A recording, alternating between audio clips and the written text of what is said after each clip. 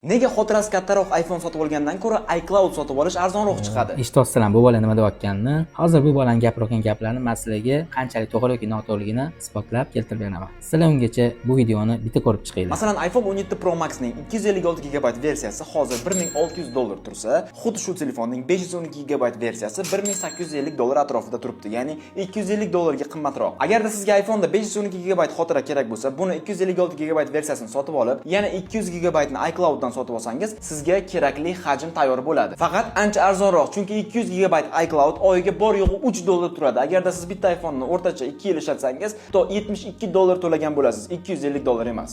O'zingizlar eshitganingizdek, ya'ni bu bolaning aytishi bo'yicha iPhone 17 Pro Max 256 GB xotiraligi hozirgi kunda $1600 bo'ladigan bo'lsa, 512 GB ligi $1850. Ya'ni 256 GB qo'shimcha xotira uchun narx $250 qimmatlashyapti. Agar sizlarga 512 GB xotira kerak bo'lsa, deyapti, $1850 ga olishingiz shart emas. $1600 ga 256 GB xotirali iPhone olib turib, yana qo'shimcha iClouddan oyiga $3 200 GB planni sotib olsanglar, bu plan misol uchun $3 dan 1 yilda $36 bo'ladigan bo'lsa, 2 yilda $72 bo'ladi. Ya'ni bitta odam bitta iPhone o'rtacha 2 yil tutadigan bo'lsa, qo'shimcha $250 pul to'lamaydi, $72 pul to'laydi. Ancha ekonom qiladi deyapti. 256 GB iPhone sotib olib turib, qo'shimcha 200 GB iCloud sotib oling deyapti. Endi qaranglar, biz 256 GB iPhone ga 200 GB iCloud xotiraga podpiska qilsak, misol uchun, u bir-biriga hech qachon qo'shilmaydi-ku. Bu bola qaysi kalla bilan o'ylab bu gapni gapiryapti? O'zi iClouddagi xotira nima uchun kerak bizga va nima uchun xizmat qiladi? Agar sizlar iClouddan xotira sotib olsanglar, 200 GB bo'ladimi, 1 terabayt bo'ladimi, qancha bo'lsa ham, bu faqat backup uchun ishlaydi. Ya'ni bizning ma'lumotlarimizni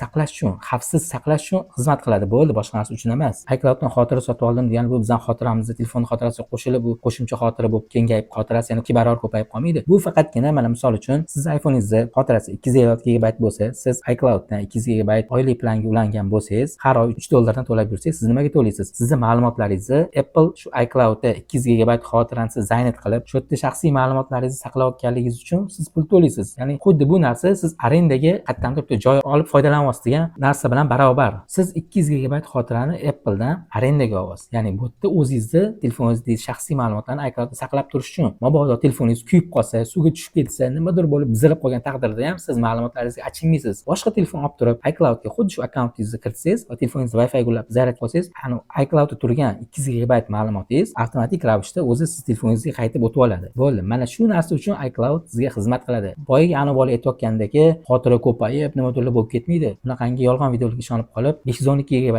iPhone olmoqchi bo'lsangiz, hech qachon 256 GB iPhone olib qo'ymang. 512 GB iPhonening o'rnini 256 GB bilan qo'shimcha 200 GB iCloud olsa olmaydi hech qachon. Bu videoni barcha iPhone istagan yaqinlarga tashlab qo'yinglar va podpiska knopkasini bosish esdan chiqmasin.